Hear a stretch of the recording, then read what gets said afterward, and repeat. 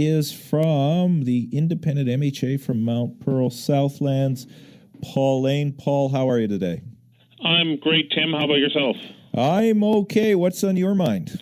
Well, I hate to sound like a broken record, but I do want to talk about... But you're going to anyway, so that's okay. I'm going to do it anyway. Before I do, though, I just want to offer my congratulations publicly to Joe Boland.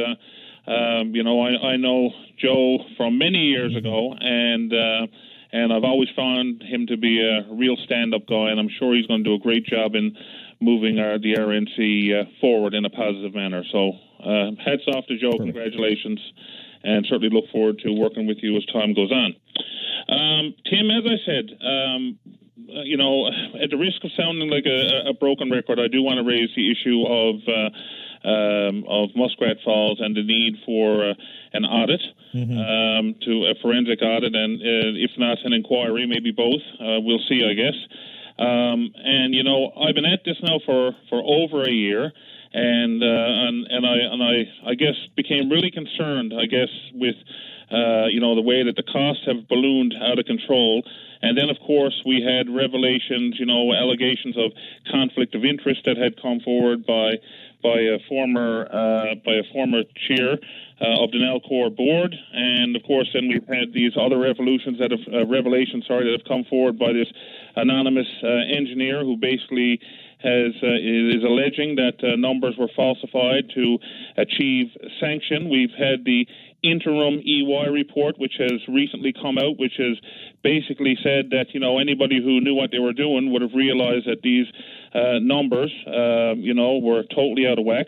And, of course, now we have the latest revelation is this document obtained by Mr. Marshall with SNC Levelland back in 2013, warning of all the risks and warning of the fact that we would find ourselves in this situation.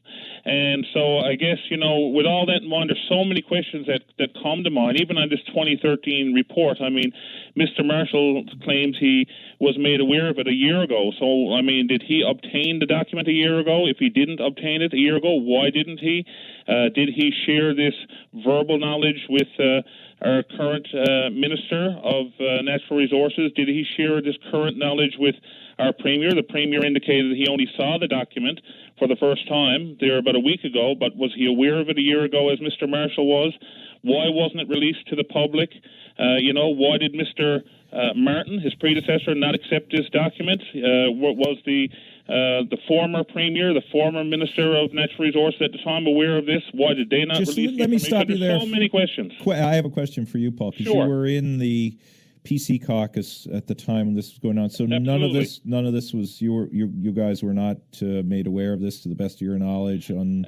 Absolutely not. We weren't. We were not. I can say with all honesty and quite confidently, and that I was aware of what the public was aware of. Okay. And I'm assuming, I'm not going to speak for anyone else, but I'm assuming that my caucus colleagues were in the exact same boat. Now, I cannot say that, whether the members of cabinet or the inner cabinet, whether they were aware of things that they never told us. I'm not saying they did. I'm saying I don't know.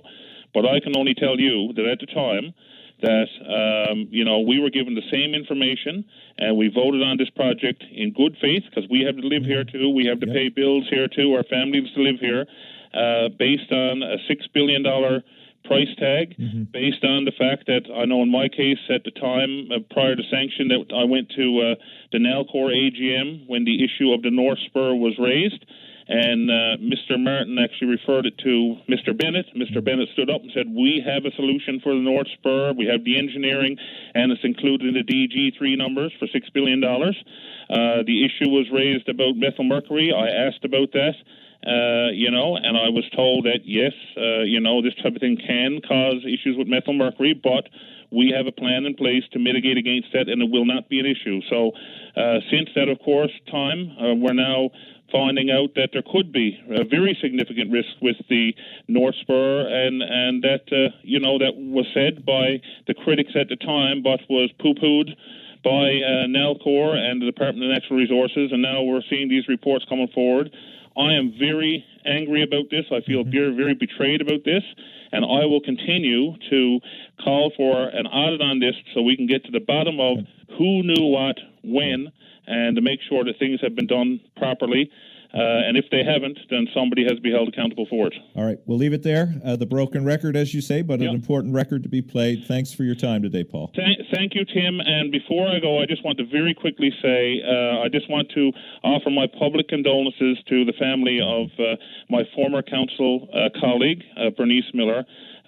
She was laid to rest yesterday. She made a tremendous contribution to the city of Mount Pearl, a tireless volunteer. One of the nicest people you would ever want to meet, and very sad to see her go. And so my best wishes to Art, Stephen, and the rest of the family. She will be dearly missed by the people of Mount Pearl. All right, we'll leave it there. Well said. Thank you, Tim. Have a good day. Bye. All right, just